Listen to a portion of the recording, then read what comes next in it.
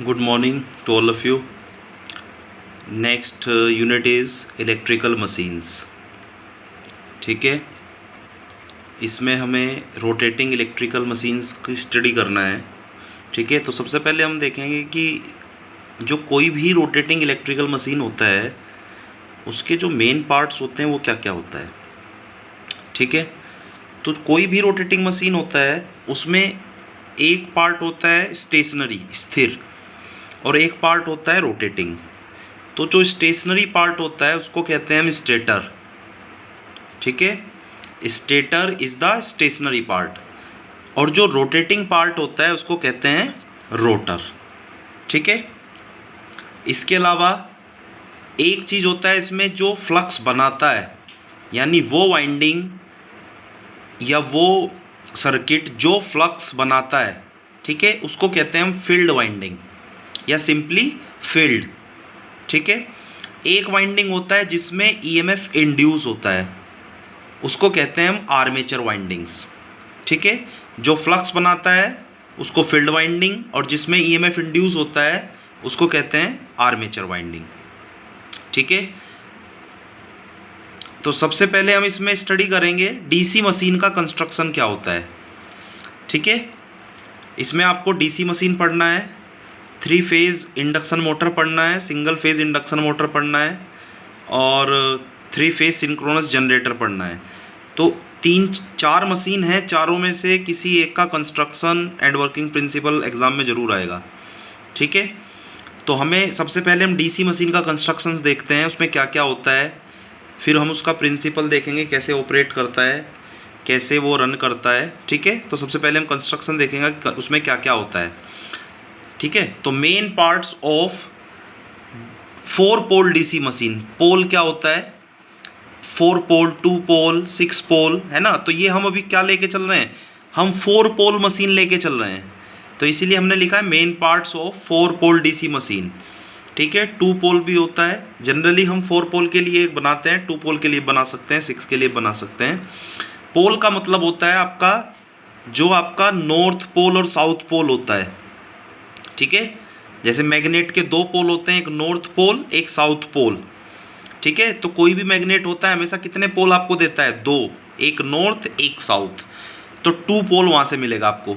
अगर आपका 4 पोल है तो 2 नॉर्थ होंगे, 2 साउथ पोल होंगे. ठीक है, अब इसकी कंस्ट्रक्शन को देखिए आप. ठीक है, सबसे पहले तो आप ये देखिए, ये जो बाहर आपको एक सर्कल दिखाई दे रहा है, ठीक है, और उसमें ये चीज़ें आपको दिख रहा है. ठीक है, फिर ये चीज़ दिख रहा है, फिर ये चीज़ दिख रहा है, ये चीज़, ये अपोजिट होता है, ये इसके अपोजिट, ये इसके अपोजिट. ठीक है, अब आपने इसके साइड में देखा होगा यहाँ पे कंडक्टर्स प्लेस्ड हैं. ठीक है, यहाँ पे कंडक्टर्स रखे हुए हैं, मतलब ये वाइंडिंग हो रखी है इसके. अगर हम इस डायग्राम की बात करें तो ये क्रॉस सेक्शनल व्यू है, यानी उसको आप क्रॉस सेक्शनली कट किया है आपने किसी मशीन को, और उसके क्या क्या पार्ट्स हैं तब हम देख रहे हैं. तो ये क्या है, कंडक्टर है यानी वाइंडिंग है, इस पोल पे ऐसे ये वाउंड हो रखा है. ठीक है, ये दूसरा पोल है, तीसरा पोल है, चौथा पोल है, that's why it is called 4 pole machine. ठीक है, नॉर्थ इसका साउथ, इस नॉर्थ का ये साउथ, इस नॉर्थ का ये साउथ. आपको पता है किसी भी मैग्नेट का एक नॉर्थ होता है तो एक साउथ होता है. तो ये बाहर वाला जो सरकमफेरेंस है ये पूरा एक क्या है, मैग्नेट, और जिसमें 4 पोल बाहर निकले हुए हैं, नॉर्थ साउथ नॉर्थ साउथ. ठीक है, आपको पता है किसी भी मैग्नेट में नॉर्थ से फ्लक्स लाइंस निकलती हैं और साउथ के पास जाती हैं. ठीक है, फ्लक्स नॉर्थ पोल से लिविंग होती हैं और साउथ पोल से एंटरिंग होती हैं फ्लक्स लाइंस. ठीक है, अब ये आपका जो बाहर वाला ये मैग्नेट है जो नॉर्थ साउथ पोल बना रहा है, अब ये 2 तरीके से बन सकता है. पहला क्या तरीका हो सकता है कि ये परमानेंट मैग्नेट हो, या दूसरा तरीका क्या हो सकता है कि ये इलेक्ट्रोमैग्नेट हो.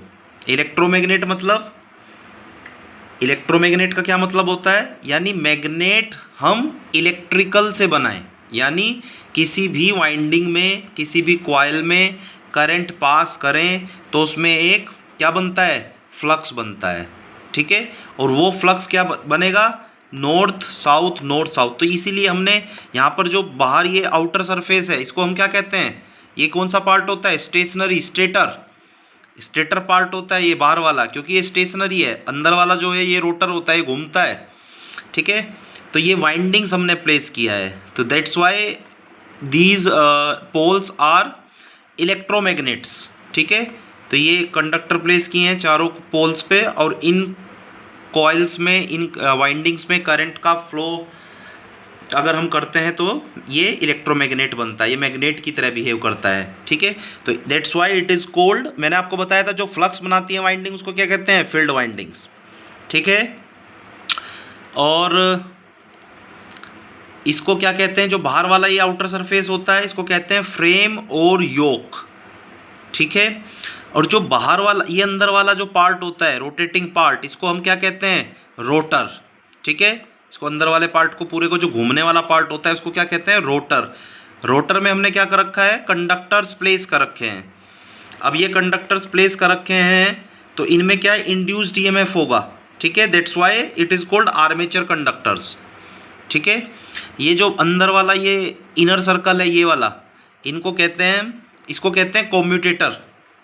ठीक है, इसको कहते हैं कॉम्यूटेटर। और जो इसमें ही हमने ऐसे इसको सेगमेंट्स में डिवाइड कर रखा है इनको कहते हैं कॉम्यूटेटर सेगमेंट। और जो पोल हमने इस तरह से, ये इस तरह से सेफ इसको दे रखी है, इसको कहते हैं पोल शू। ठीक है, और हर पोल के बीच में एक इस तरह से नैरो पोल्स हम यूज़ करते हैं। क्यों करते हैं वो आगे बताएंगे। ये नैरो पोल्स हम यूज़ करते हैं, इनको कहते हैं इंटरपोल्स। क्लियर? ठीक है,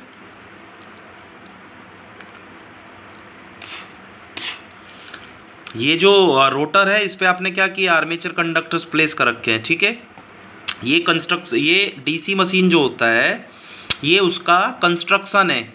आप कोई भी डीसी, अब डीसी मशीन का मतलब वो डीसी जनरेटर भी हो सकता है, डीसी मोटर भी हो सकता है, लेकिन कंस्ट्रक्शन दोनों का सेम होगा। ठीक है, वर्किंग प्रिंसिपल की बात नहीं कर रहा हूँ, कंस्ट्रक्शन, बनावट। अगर डीसी मशीन बोला है तो उसमें डीसी जनरेटर भी आ रहा है, डीसी मोटर भी आ रहा है, दोनों का कंस्ट्रक्शन क्या है? Same as it is. बस वर्किंग प्रिंसिपल में डिफरेंस होगा। आपको पता है जनरेटर क्या करता है? मैकेनिकल टू इलेक्ट्रिकल करता है, और मोटर क्या करता है? Electrical power to mechanical power convert करता है। ठीक है, तो हम यही चीज़ें इसमें अलग अलग सारे जो ये हमने अलग अलग पॉइंट्स लिखे हैं, पार्ट्स के नाम लिखे हैं, इनको हम डिफाइन करेंगे। आर्मेचर क्या होता है, कहाँ होता है, कम्यूटेटर ब्रश गियर क्या होता है, मैंने आपको बता ही दिया कम्यूटेटर ब्रश गियर। ठीक है, magnetic circuit of DC generator. Suppose अगर हम जनरेटर ले रहे हैं तो कुछ नहीं करना है, ये जो बाहर वाला अंदर वाला है ये तो क्या चीज़ है? रोटर, और बाहर वाला क्या है? स्टेटर। तो इसमें ये चीज़ दिखाई है कि फ्लक्स लाइंस कैसे चलती हैं, है ना। अलग से सर्किट में हमने ये दिखाया है कि फ्लक्स लाइंस, तो नॉर्थ साउथ, नॉर्थ साउथ, तो नॉर्थ से निकल रही है, देखो फ्लक्स लाइन कहाँ जा रही है? साउथ के पास, और फिर पूरा कंप्लीट पाथ कर रही है, क्योंकि आपको पता है flux lines are closed path. तो अंदर वाले को क्या कहते हैं? आर्मेचर। इनको क्या कहते हैं? जो अंदर आपने कंडक्टर प्लेस किया है, आर्मेचर कंडक्टर। इसको क्या कहते हैं? पोल शू। इसको कहते हैं फील्ड कॉइल या फील्ड सर्किट या फील्ड वाइंडिंग। ठीक है, तो ये है आपका magnetic circuit of 4 pole DC generator. ठीक है, अब हम इसके जो डीसी मशीन होता है आपका, इसके इक्विवेलेंट सर्किट की बात करेंगे। ठीक है, अब ये जनरेटर हो सकता है, मोटर हो सकता है। ठीक है, तो देखो जो अंदर का जो पार्ट होता है उसको हम क्या कहते हैं? आर्मेचर। ठीक है, ये आर्मेचर को डिनोट करता है सर्कल। और ये जो आपने ऊपर ये थोड़ा सा शेडिड बनाया है इसको कहते हैं ब्रश। ठीक है, ये प्लस ये माइनस। अब ये अगर ये करंट आपको आई ए बाहर की तरफ दे रहा है, मतलब आउटपुट की तरफ दे रहा है, ये प्लस माइनस वी, इसको कहते हैं टर्मिनल वोल्टेज। तो ये किसका इक्विवेलेंट सर्किट है? बताइए, जनरेटर, क्योंकि जनरेटर आपको इलेक्ट्रिकल एनर्जी देगा। ये किस चीज़, अब इसको आप कैसे दिखा सकते हो? देखो आर्मेचर में जो इंड्यूस्ड ईएमएफ है, सपोज वो आपने किससे दिखाया? ई। आर्मेचर जो कंडक्टर होंगे उनका अपना रेजिस्टेंस होगा आर ए, और जो ब्रशेज आप यूज़ कर रहे हो इनका वोल्टेज ड्रॉप क्या होगा ब्रशेज का? वी बी, और ये होगा armature current I A V. तो these are the equivalent circuits of DC machine. यहाँ पे हमने क्या लेके चले हैं हम? DC generator. देखो E is the generated voltage और induced EMF, R A is the armature resistance, V B is the brush contact voltage drop, यानी जो ब्रश का कॉन्टैक्ट है उसकी वजह से जो वोल्टेज ड्रॉप हो रहा है। अब जो आपका डीसी मशीन होता है वो कितने टाइप का होता है? ठीक है, वो डिपेंड करता है अपने फील्ड सिस्टम जो यूज़ कर रहे हो आप, वो कहाँ यूज़ कर रहे हो, ठीक है। तो there are 4 types of DC machine. First one is separately excited, second is shunt excited या शंट वाउंड भी बोलते हैं। सेपरेटली एक्साइटेड सेकेंड वाला होता है, शंट एक्साइटेड और शंट वाउंड डीसी मशीन। तीसरा होता है सीरीज वाउंड या सीरीज एक्साइटेड, और फोर्थ होता है आपका compound DC machine, compounded DC machine. Compound का मतलब क्या होता है, मिक्सचर, मिश्रित, जिसमें सीरीज और शंट दोनों आता है। तो हम पहले बात करते हैं सेपरेटली एक्साइटेड डीसी मशीन का। देखो ये कैसा मशीन है, सेपरेटली एक्साइटेड। नाम से ही पता चल रहा है सेपरेटली मतलब जो अलग से सेपरेट हो, यानी ये क्या चीज़ है, आर्मेचर अलग है और जो फील्ड वाइंडिंग है वो अलग है। तो field winding and armature windings are separate, that's why it is called separately excited DC machine. Field winding का आर्मेचर वाइंडिंग से कोई भी इलेक्ट्रिकल कनेक्शन नहीं है। फील्ड वाइंडिंग को आप अलग सप्लाई दे रहे हो, डीसी सप्लाई, और उससे फील्ड से जो फ्लक्स बनेगा वो आर्मेचर से लिंक करेगा, और आर्मेचर से लिंक करेगा तो जो करंट बाहर आपको आउटपुट मिलेगा IA VA की फॉर्म में, तो वो फील्ड वाइंडिंग और आर्मेचर वाइंडिंग्स आर आइसोलेटेड, अलग अलग हैं दोनों, ठीक है। अगर ये तो डीसी जनरेटर का था, अगर डीसी मोटर की बात करते हैं तो डीसी मोटर में क्या होता है, फील्ड तो देखो सेम रहेगा, फील्ड में तो आपको देना ही पड़ेगा, फ्लक्स तो बनाना ही पड़ेगा, लेकिन मोटर के केस में क्या होता है, सप्लाई आप देते हो मतलब IA अंदर की तरफ जाएगा, आर्मेचर में जाएगा प्लस माइनस, ठीक है। शंट का मतलब क्या होता है, शंट का मतलब होता है फील्ड वाइंड, शंट का मतलब होता है पैरेलल। तो field winding is connected in parallel with armature, ठीक है। Field winding and armature are in parallel, दोनों पैरेलल में है। तो शंट फील्ड, इसका रेजिस्टेंस मान लो आप RSH, करंट इसमें सपोज जा रही है ISH। अगर ये जनरेटर है तो आर्मेचर से करंट क्या होगा, जनरेट IA, तो ISH इधर जाएगा और I इधर जाएगा प्लस माइनस V। अगर ये मोटर है तो बाहर से आप इसको सप्लाई दोगे, उसकी वजह से कुछ लाइन करंट जाएगा I। अब वो I जो है 2 पार्ट्स में डिवाइड हो जाएगा, IA and ISH। ISH field में जाता है, IA आर्मेचर में जाएगा। तो this is the shunt wound DC generator, this is the shunt wound DC motor. Motor में हमेशा आपको बस इतना याद रखना है, करंट की डायरेक्शन रिवर्स हो जाएगी, जनरेटर से बाहर निकलेगी करंट लोड की तरफ, और मोटर में सप्लाई से अंदर की तरफ आएगी करंट। क्लियर। सीरीज वाउंड में देखो क्या होता है, फील्ड वाइंडिंग, फील्ड जो ये सीरीज में वाइंडिंग कनेक्टेड है, ये आर्मेचर के सीरीज में कनेक्टेड होती है, that's why it is called series wound. यानी आर्मेचर सीरीज में वाइंडिंग आ गया, फील्ड वाइंडिंग, इसका रेजिस्टेंस RSC है, इसको सीरीज फील्ड ISC सब सीरीज में हो गया, तो करंट सेम होगा, IA ISC और I तीनों करंट सेम होगा। मोटर में क्या होगा, ये करंट अंदर आएगा, ठीक है।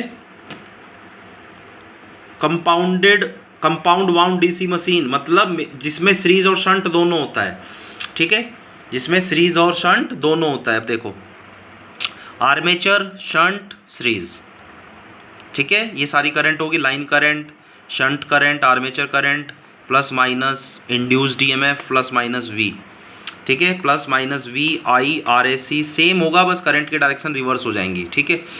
लेकिन मोटर के केस में जो ये होता है E, जनरेटर के केस में इसको कहते हैं इंड्यूस्ड EMF, मोटर के केस में इसको क्या कहते हैं, बैक EMF, है ना, बैक EMF जो सप्लाई का अपोज करेगा, इसके अपोजिट है। देखो दोनों की पोलैरिटी क्या हो रही है, अपोजिट। अब आप ये देखिए जो आपका सीरीज फील्ड है वो 2 तरीके से सीरीज में कनेक्ट हो सकता है, एक तो जैसे हमने यहाँ पे दिखाया है, दूसरा क्या हो सकता है, यहाँ भी तो कनेक्ट हो सकता है सीरीज में, जहाँ IA की जगह। तो इस वाले सर्किट को हम कहते हैं short shunt compound DC generator, इसको क्या कहते हैं, short shunt compound DC motor. अब लॉन्ग शंट क्या होगा, लॉन्ग शंट में देखो आप वो सीरीज, क्या जो सीरीज वाइंडिंग यहाँ थी वो कहाँ गई, यहाँ गई, शंट एज इट इज रहेगा, तो इसको कहते हैं हम लॉन्ग शंट डीसी जनरेटर, ठीक है। Thank you.